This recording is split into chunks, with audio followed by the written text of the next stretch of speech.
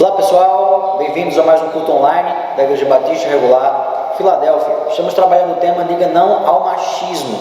E vimos semana passada que nós, como homens e mulheres, devemos viver um casamento com inteligência, ou seja, um casamento que trate com dignidade um ao outro, e de modo especial estamos vendo as mulheres. Se você quer ser um marido melhor, uma esposa melhor, se você quer ser daquele que diz não ao machismo, então esteja conosco nesse momento e escute a palavra do Senhor para as suas vidas. Vamos orar. Abençoa-nos, Deus, fala-nos com essa palavra e toca os corações, faz-nos melhores maridos e melhores esposas, melhores homens e melhores mulheres, para a tua glória, no nome santo de Jesus. Amém. Você deve estar, já deve ter visto, já deve ter testemunhado de homens que tratam as mulheres como seres inferiores, como seres que têm cérebro de galinha, como seres que não pensam como os homens, não têm a grandeza, a beleza dos homens. Isso não é bíblico. O homem e a mulher foram criados por Deus e são ontologicamente, no aspecto do ser, iguais diante de Deus. De modo que nós, como homens cristãos, tementes a Deus, seguidores de Cristo, devemos sim dizer não ao machismo, que vê a mulher como um ser inferior. E dizer não ao machismo é viver um casamento com inteligência. E nesse casamento, nessa relação, é tratar a mulher com dignidade, segundo o texto de 1 Pedro 3,7, é nosso texto-chave nesse sermão. Tratar a mulher com dignidade é fazer algumas ações que a considere em alto valor. A palavra dignidade, naquele contexto de 1 Pedro 3,7, é ver a mulher com alto valor, é ver a mulher como uma pedra preciosa, é ver a mulher com o mesmo valor de um homem, é ver a mulher como um ser humano, com a mesma grandeza, a mesma riqueza, o mesmo alto valor de um homem. Mas na prática diária do casamento existem algumas atitudes ainda mais, vamos dizer assim, práticas, que eu quero que você e eu possamos aprender para na prática diária, no dia a dia, tratarmos a mulher de fato com dignidade. A primeira que nós aprendemos foi ouvir a esposa, dar ouvidos a ela. Através do exemplo de Esther, buscando ser ouvida por Assuero e salvando toda uma nação, muitas vezes as mulheres querem ser ouvidas por nós e salvar o próprio casamento. E às vezes nós, como maridos, não a damos ouvido, não a damos atenção, e isso desgasta o casamento e até muitas vezes destrói o casamento. Mas é importante então que a gente possa dar ouvidos a ela, e dando ouvido às mulheres, respeitá-las, dar valor a elas, tratando-as com dignidade. A partir desse momento, vamos ver então algumas outras atitudes que fazem com que então a mulher seja tratada com dignidade. E em segundo lugar, então, tratar a mulher com dignidade, além de ouvir, é investir nela. Tratar a mulher com dignidade é investir nela. Invista em ações. Se você está acompanhando o YouTube nesses dias, nesse ano especialmente, tem visto variadas propagandas aí nos chamando a investir em ações, a investir no mercado financeiro e assim ter mais lucro, mais renda, uma renda extra. Bem, muito mais lucrativo, segundo as Escrituras, do que investir no mercado financeiro é investir nas nossas esposas. Investir nas esposas, segundo Deus, traz muito mais dividendo, traz muito melhor juro e melhor então lucro do que investir até mesmo milhões no mercado financeiro. Efésios capítulo 5, verso 29, o apóstolo nos diz: porque ninguém jamais odiou a própria carne, antes a alimenta e dela cuida, como também Cristo faz com a igreja. No contexto aqui de Efésios, carne para o apóstolo é a esposa, porque ela é carne como o homem, né? Carne é a mesma carne. E a ideia então aqui ele está falando da esposa. Assim como o homem cuida da carne particular, própria, ele também deve então cuidar, alimentar a sua esposa. Alimentar aqui nesse contexto, a palavra para alimentar é também trazida na mesma carta de Efésios, agora no capítulo 6, verso 4, quando o apóstolo está ensinando os pais a criar os filhos na disciplina e na admoestação do Senhor, Efésios 6, 4. A palavra, o verbo criar ali é a mesma palavra usada aqui para alimentar. A ideia que o texto nos diz é que o marido é responsável por suprir as necessidades da mulher, assim como o pai supre as necessidades dos seus filhos. A ideia aqui é que o homem ele é responsabilizado diante de Deus por investir na sua esposa, por cuidar da sua esposa, por tratá-la de uma forma correta, suprindo todas as suas necessidades. Não quer dizer que a mulher não possa trabalhar, não é isso. mas que o homem tem o dever primário de sustento e suprimento da casa. De que se tem alguma necessidade em casa, é primariamente por culpa do homem que deveria estar buscando, organizando, liderando o seu lar, economizando, trabalhando, provendo. Eu lembro de um colega meu que, com mais de 30 anos de idade, num concurso estável, ganhando quase 10 mil reais, ou mais do que 10 mil reais por mês, dizia que jamais casaria com uma mulher que não ganhasse igual ou mais do que ele. Por quê? Porque ele queria dividir todas as despesas da casa igualmente, tintim por tintim. Segundo o feminismo, esse cara é um cara moderno, mas segundo as escrituras, esse cara ele é um cara machista também. Um machista que eu chamo de machista passivo. O ativo é aquele machista que bate, que xinga a mulher, que proíbe de trabalhar, que só quer ver a mulher ali como escrava dele. Mas o machista passivo é aquele que se esconde numa posição, se omite numa posição de covardia e que faz com que a mulher carregue o mesmo peso que ele ou até mais peso do que ele na caminhada da vida, do casamento, na vida a dois. Mas segundo as escrituras, nós homens temos o dever primário de sustentar a casa, de carregar o maior peso. Num peso, vamos supor aqui de 1000 quilos, que um casal deve carregar durante a sua vida, não é justo o homem carregar 500 e a mulher 500. Não, o homem deve carregar 600, 700, porque o homem tem as costas mais largas, o homem tem as emoções mais endurecidas, mais blindadas, segundo a própria construção do Senhor, para que nós pudéssemos suportar maior peso. O feminismo engana quando diz que a posição do homem líder no lar, segundo as escrituras, é uma posição de privilégio. Não é. Ou não deve ser, nunca foi esse padrão que Deus quis. A posição de liderança no lar é também de privilégio, mas é principalmente de sacrifício. O homem liderar a casa é o homem carregar o maior peso da casa, é o homem suportar os maiores pesos, as maiores lutas sobre as suas costas. Isso não é privilégio, isso é sacrifício, isso é a vida mais dura. E assim deve ser a vida do homem. De modo que a mulher pode ajudar o homem em casa, pode até dividir despesas se ela trabalhar, mas a maior responsabilidade, o maior peso do sustento da casa, segundo as escrituras, é do homem. Ele foi chamado por Deus para alimentar, para cuidar, para investir na mulher, e isso é tratá-la com dignidade, segundo as escrituras. O que é que isso quer dizer na prática? Se você conhece colegas de trabalho, mulheres da sua igreja, que talvez sejam mais felizes, mais simpáticas, têm uma saúde mental, psíquica mais bela do que a da sua esposa, ao invés de você ficar pensando, rapaz, eu poderia ter casado com outra pessoa, a minha esposa não é tão bela quanto aquela outra, a gente deveria perguntar o que é que você e eu temos feito para investir na saúde mental das nossas esposas, porque eu e você fomos chamados para investir nessa saúde mental, nessa beleza interior que reflita no exterior. Irmãos, ao invés de cobrar primeiramente das esposas, cobremos a nós mesmos e perguntemos, estamos investindo para podermos cobrar? Estamos investindo nas nossas esposas para que elas se tornem mais belas, mais inteligentes? Não adianta eu querer que minha esposa seja, por exemplo, mais inteligente, ou tão inteligente quanto aquela fulana ali do meu trabalho, se eu não compro um livro para minha esposa, se eu não pago uma capacitação para ela, se eu não pago um curso para ela fazer. E às vezes eu quero então que ela seja tão inteligente quanto alguma outra mulher. Se ao contrário disso, eu encho ela de trabalho em casa, ali muitas vezes, e não dou tempo para ela fazer mais nada da vida para capacitar-se e tornar-se mais inteligente, mais capacitada para alguma tarefa. Não, eu devo primeiro investir para depois cobrar. Mesma coisa na parte física. Minha colega de trabalho, minha vizinha, a menina que eu conheço ali é mais bonita, mais bem feita que a minha esposa. Olha, isso aí é muito perigoso, irmãos, para criar o adultério no nosso coração. Antes de fazer essa cobrança, a gente deve então pensar em que eu estou investindo na minha casa para que minha esposa esteja bem de saúde, bem de corpo, na alimentação, na forma de exercícios, nas dietas da nossa comida em casa.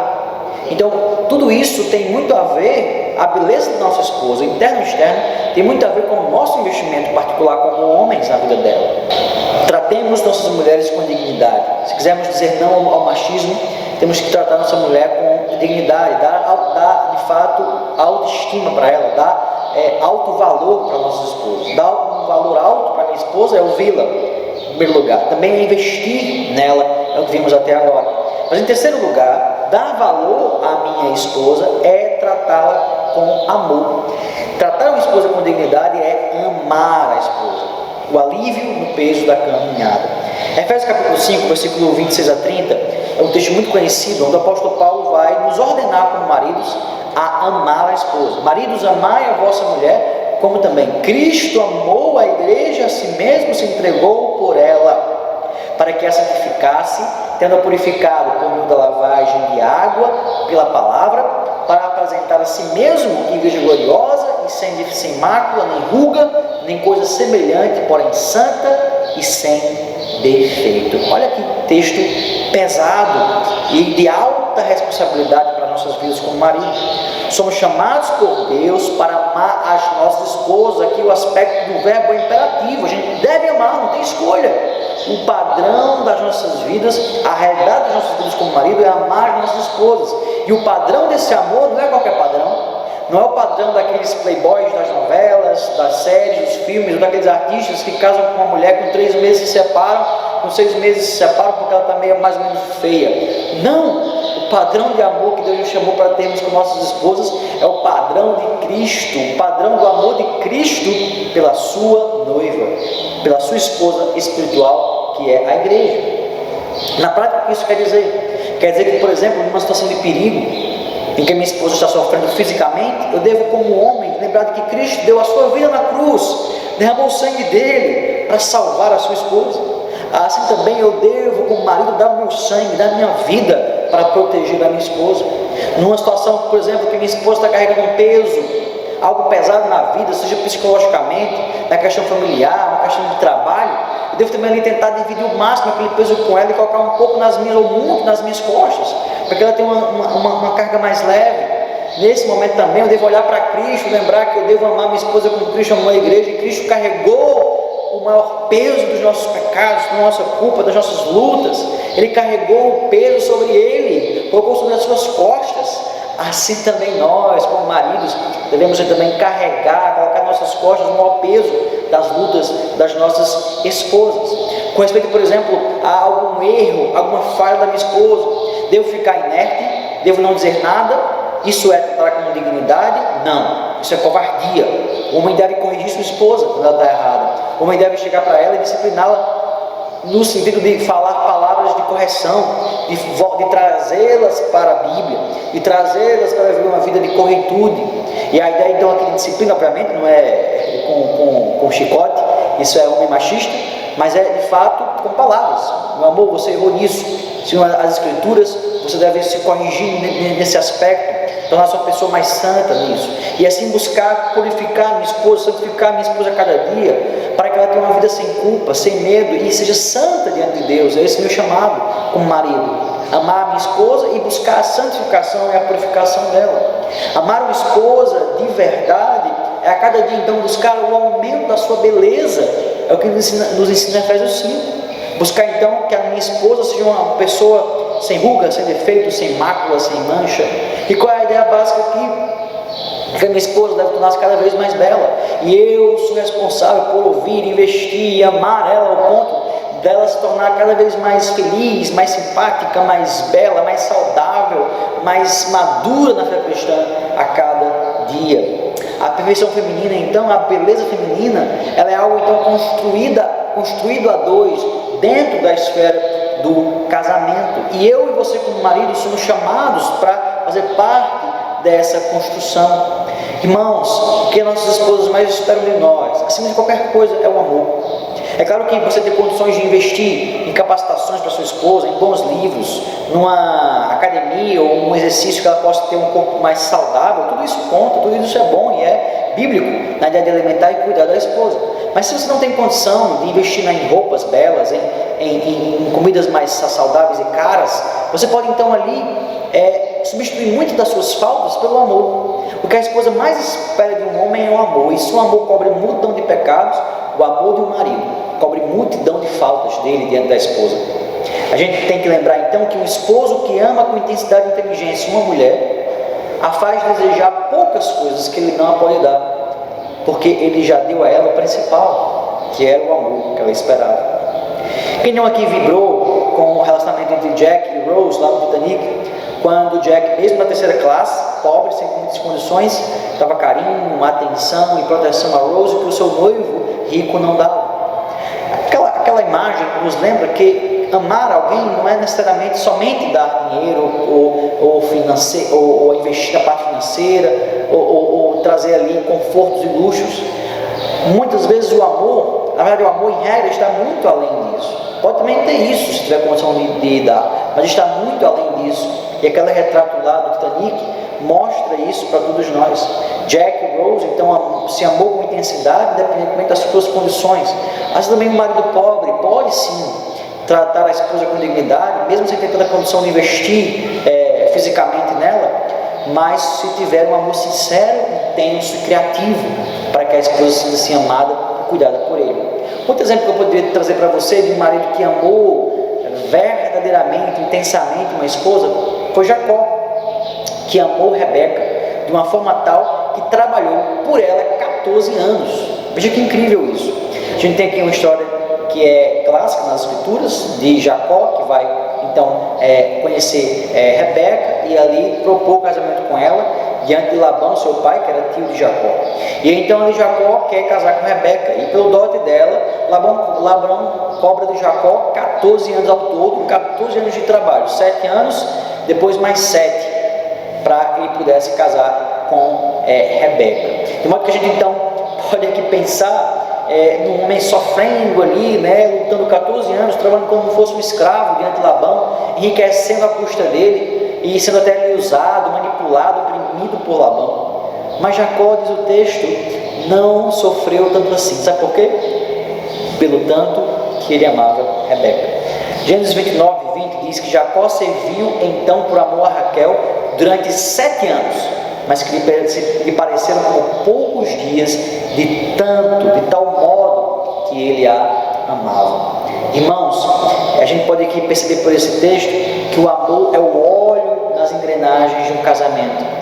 Ele torna o casamento mais fluido, o relacionamento mais leve. O amor então é aquele alívio no peso da caminhada, que de fato diminui a gravidade dos problemas. É o anestésico que de fato o analgésico, que de fato ali faz passar as dores do dia a dia. De modo que eu e você fomos chamados para colocar o óleo do amor nas engrenagens do relacionamento, para que as peças possam funcionar bem, sem faíscas. E se você quer ter um bom relacionamento com a sua esposa e não ser machista, você tem que amá-la intensamente.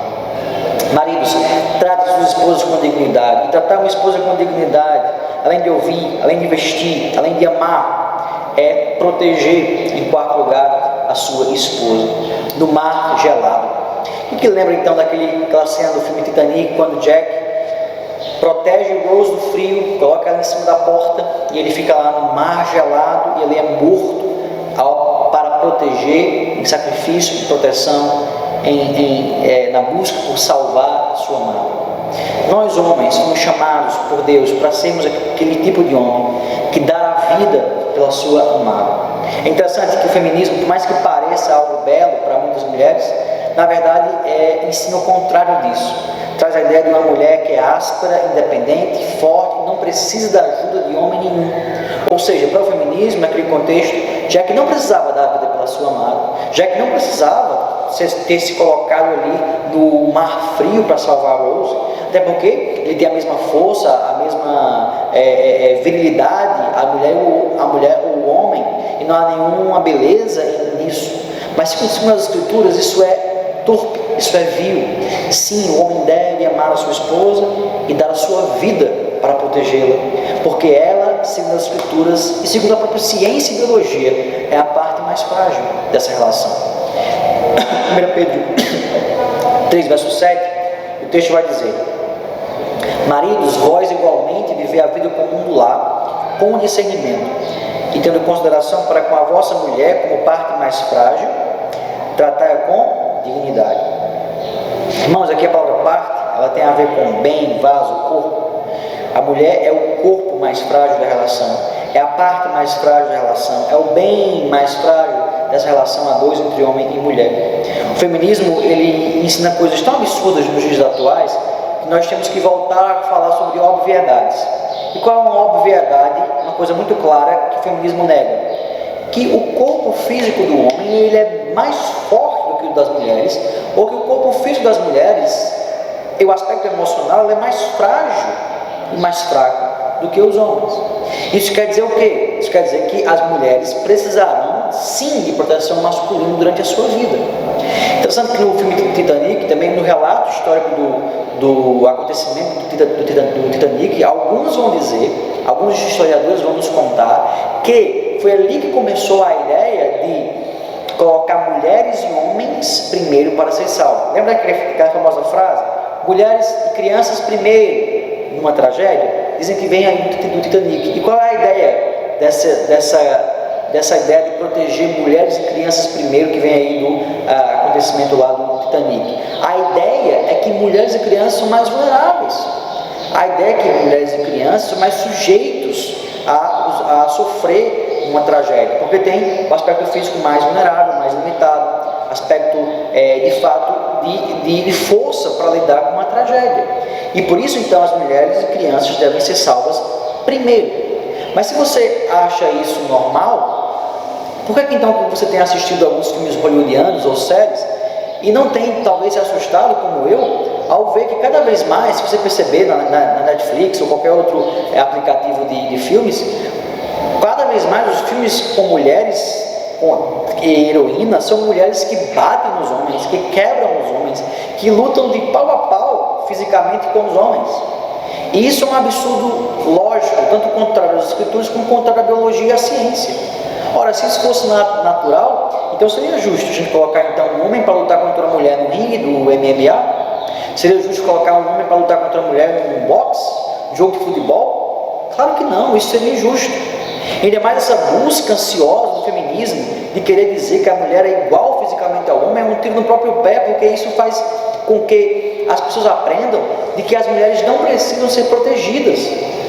Isso faz com que a gente entenda de que, por exemplo, leis como a Lei Maria da Penha, 11.340 de 2006, 11.340 de 2006, seja uma lei inconstitucional porque privilegia uma parte das pessoas que tem a mesma força de outra, né? Então, o que é a Lei 11.340 de 2006, a Lei Maria da Penha, traz?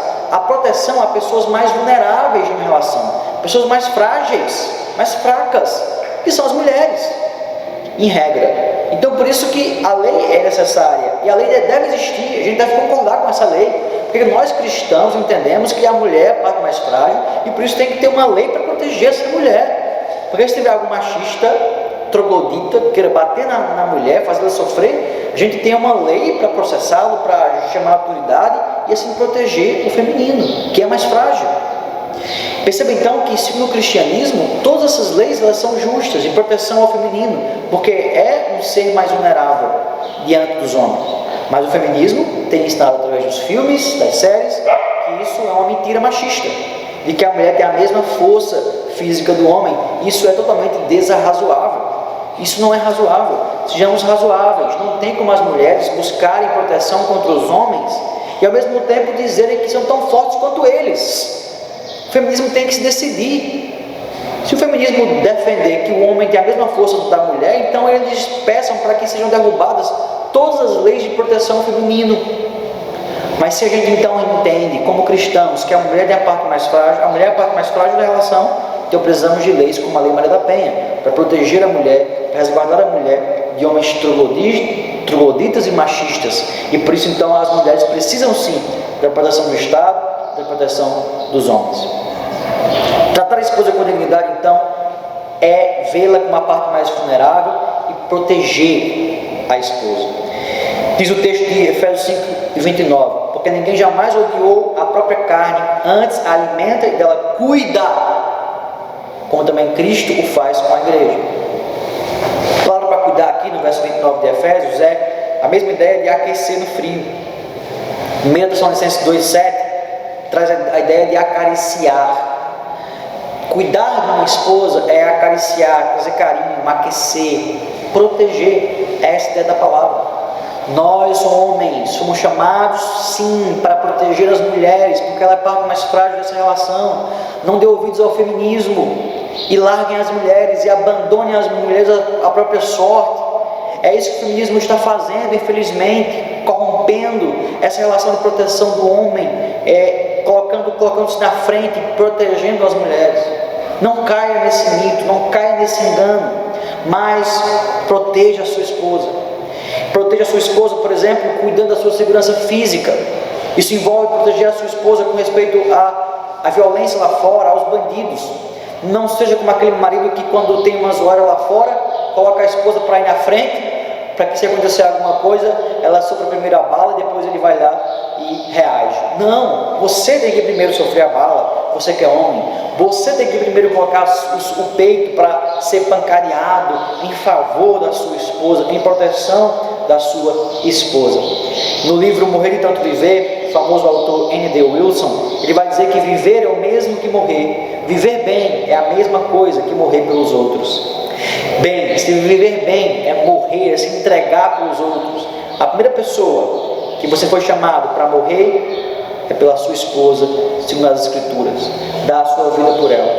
Mas além da segurança física, também você deve proteger a segurança financeira da sua família. Como eu falei já antes, você foi chamado para investir na sua esposa, e investir significa também alimentar, cuidar da proteção financeira da sua casa. Isso é óbvio, porque se você, por exemplo, não tem condição de colocar a sua esposa dentro de uma casa, e ela tem que morar na rua, ela vai ficar mais desprotegida. Então, vê como tudo tem relação. Cuidar da esposa financeiramente, cuidar da segurança financeira do lar, é também cuidar da segurança da sua esposa, é proteger sua esposa, dar uma casa mais segura para ela morar, uma estrutura melhor para ela viver. Mas além da segurança física e segurança financeira, uma outra segurança muito importante que você deve oferecer à sua esposa, na ideia de protegê-la, é a segurança da mente, é a proteção da mente, do coração, das suas emoções. A esposa não é só mais frágil fisicamente do que os homens, mas também emocionalmente. Isso é óbvio, no dia do lar, se você é marido, você sabe disso. Uma palavra ali que você fala normalmente com o seu colega de trabalho, umas brincadeiras que você faz ali, todo mundo ri, você e seus colegas de trabalho, entre vocês, amigos de infância, vai dizer aquela mesma palavra, aquela mesma brincadeira com as mulheres, para você ver, elas sofrem muito mais, elas choram, elas ficam muito mais sentidas. Por quê? Porque elas têm uma emoção diferenciada nesse sentido, um aspecto mais frágil nesse sentido do que nós, homens, com as emoções mais endurecidas, encaliçadas, nesse sentido. De modo que você, homem, também foi chamado para proteger as emoções da sua esposa. Isso não quer dizer que você possa ser um homem que jamais sente dor, jamais chora. Isso é machismo. Homem chora, homem sente dor, homem se entristece. Mas você deve, no máximo possível, proteger mais o choro da sua esposa do que chorar diante dela. A ideia é você ser um guarda-chuva sobre o sol escaldante das emoções sobre a vida dela. É ser um abrigo para ela sobre a tempestade, as tempestades que vêm nessa existência. É ser um refúgio para ela diante das balas ou bombas jogadas sobre ela todos os dias. Às vezes bombas emocionais que afligem o coração, que a fazem se entristecer. Você foi chamado por Deus para proteger sua esposa, também nessa área emocional, também nessa área aí sentimental. Maridos, tratemos nossas esposas com dignidade, digamos não ao machismo, e olhemos para a mulher como um ser de alto valor, como uma pedra preciosa, como uma preciosidade. E tratar a mulher com dignidade é ouvir, é investir nela, é também amá-la, é também protegê-la, como nós vimos até agora. Mas em quinto e último lugar, tratar a mulher com dignidade é vê-la como uma igual. Rosa Parks, tratar uma esposa com dignidade é vê-la como um igual. No ano de 1955, em Montgomery, Alabama, Estados Unidos, em 1º de dezembro desse mesmo ano, uma costureira negra de 42 anos, chamada Rosa Parks, entrou num ônibus e recusou ser retirada desse lugar para dar lugar a um branco. Nesse contexto, nós tínhamos a chamada segregação racial nos Estados Unidos, onde os negros eram proibidos ou restringidos de estar em alguns lugares em respeito aí aos brancos, talvez em consideração aí de sua superioridade de raça. A ideia então para o racista é que os negros não eram iguais a eles. A ideia básica é que o racista então vê uma raça, que é a dele, né, e como superior a uma outra raça. Mas o cristão, aquele que segue a Jesus, sabe que diante das Escrituras não existe diferenças de raças. Na verdade, a gente é de uma raça só, que é a raça humana. Vemos o mesmo tronco adâmico e dele então nascemos, pretos, brancos, negros, amarelos, de cor, todos viemos ao mesmo tronco adâmico e temos assim o mesmo valor, a mesma grandeza, então somos todos imagens e semelhanças de Deus. Thomas Jefferson, um dos pais fundadores dos Estados Unidos, entendeu bem essa ideia. Ele ele disse, abre aspas, consideramos essas verdades evidentes, de que todos os homens são criados iguais. De fato, assim como são os racistas, são também os machistas. Se os racistas acham que a raça dele é superior a alguma outra raça, o machista acha que o macho, o masculino, é superior ao feminino. Machista e racista é tudo fora do mesmo saco, é tudo jujuba estragado do mesmo saco vencido. Da mesma forma também, a gente deve então entender essa relação a partir de uma perspectiva contrária a essa ideia. Nem racista, nem machista, como Rosa Parks, devemos então nos levantar como cristãos e também como Martin Luther King Jr., que foi aquele que deu prosseguimento à luta de Rosa Parks nos Estados Unidos. Devemos então como cristãos confrontar todo o racismo, confrontar todo o machismo, jamais a provar essa ideia de separação de valor entre homens e mulheres, entre negros e brancos. De fato, não podemos ceder lugar na nossa mente a machismo e a feminismo. Todas essas duas vertentes são versões odientas do gênero. Ser feminista não é ser contra o machismo especificamente, tão somente, mas também corromper o feminino. Nem como também ser machista é só ser contra o feminismo, mas também é corromper o masculino. Temos que ser não machistas nem feministas, mas masculino e feminino, segundo a verdade de Deus, o padrão de Deus. Somos chamados pelo Senhor a vivermos a leveza do padrão divino, tanto do homem e da mulher. E nesse padrão, apesar de reconhecer que as mulheres são mais frágeis fisicamente, emocionalmente, e por isso precisam da nossa proteção como homens, mas devemos também lembrar que homens e mulheres, ontologicamente, no aspecto do seu ser, têm o mesmo valor, têm a mesma grandeza, são iguais diante de Deus. 1 Pedro então 3,7 vai nos lembrar o princípio da igualdade também, igualdade entre homens e mulheres, quando eles nos dizem lá, quando o verso nos diz: marido, vós igualmente, viver a vida comum do lar, com discernimento, e tendo consideração para com a vossa mulher como parte mais frágil, tratai-a com dignidade, porque sois juntamente herdeiros da mesma graça de vida, para que não se interrompam as vossas orações. Quero destacar então nesse momento aqui essa oração subordinada, porque sois juntamente herdeiros. Nós somos chamados para tratar nossos esposos com dignidade, porque nós somos juntamente herdeiros, co-herdeiros, igualmente herdeiros com ela, da mesma graça de vida que aqui nesse contexto é a vida eterna. No aspecto celeste não existe diferença entre homens e mulheres na herança que todos nós receberemos diante de Deus. Todos receberemos, homens e mulheres, de forma igualitária, a grandeza celeste, a vida eterna em Cristo. É o que nos ensina o texto em Gálatas 3, 27 e 29, que deve sepultar para sempre qualquer machismo, racismo, feminismo em nosso coração. Gálatas 3, 27 e 29 diz: porque todos quantos fostes batizados em Cristo, de Cristo vos revestistes. De sarto não pode haver judeu nem grego, não pode haver escravo nem liberto, nem homem nem mulher, porque todos vós sois um em Cristo Jesus. E se sois de Cristo, também sois descendentes de Abraão e herdeiros segundo a promessa. O texto então de Gálatas nos ensina claramente que no ensino de Cristo, no Espírito de Cristo, na doutrina de Cristo, não pode haver racistas ou machistas. Não podemos nos ver como seres superiores a outras pessoas. Nós, como homens e mulheres, negros e brancos, viemos do mesmo tronco adâmico, temos a mesma origem, o mesmo valor, a mesma grandeza, homens e mulheres criados à imagem e semelhança de Deus, negros e brancos, mulheres e homens, ricos e pobres. Irmãos, é importante que a gente entenda essa realidade, para que a gente não possa então jamais colocar em nosso coração um espírito racista, um espírito que vê as pessoas como superiores, mas fomos chamados como Cristo, como nos ensina Filipenses 2, até mesmo nos colocarmos abaixo das pessoas, humilhando-se diante delas, para servi-las melhor, para honrá-las, para amá-las, como Cristo também quando lavou os pés dos seus próprios discípulos. Atenção então aos homens, uma ameaça final. Caso eu e você sejamos machistas, não tratemos nossos esposos com dignidade, com alto valor, o texto de 1 Pedro nos faz uma ameaça. Você percebeu? A ameaça é que se eu e você não tratarmos nossos esposos com dignidade, haverá um céu de bronze entre nós e Deus. Os sinais dos céus serão cortados para nós. De fato, se a gente não tratar nossa esposa com dignidade, os canais de contato com Deus serão fechados. As nossas orações não serão ouvidas. O texto diz lá no verso 7, 1 Pedro 3, para que não se interrompam as vossas orações. Esse para que aqui no original é uma cláusula condicional. Se vocês não tratarem bem suas esposas, as suas orações não serão ouvidas, não serão completadas, não chegarão até os céus. A palavra aqui para interrompam é a mesma ideia de cortar. A ideia então, aqui do texto é que o sinal de Deus será cortado entre nós e Ele, se eu e você tratarmos mal as nossas esposas, sem dignidade. Suas orações mais fervorosas, de joelho diante de Deus, serão jogadas no vazio atmosférico, se eu e você não tratarmos bem as nossas esposas.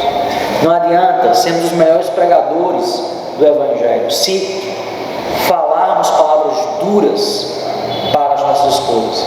De nada vale tratar a igreja e o reino com carinho, com amor, se tratamos nossas esposas com escoriações, com cotoveladas.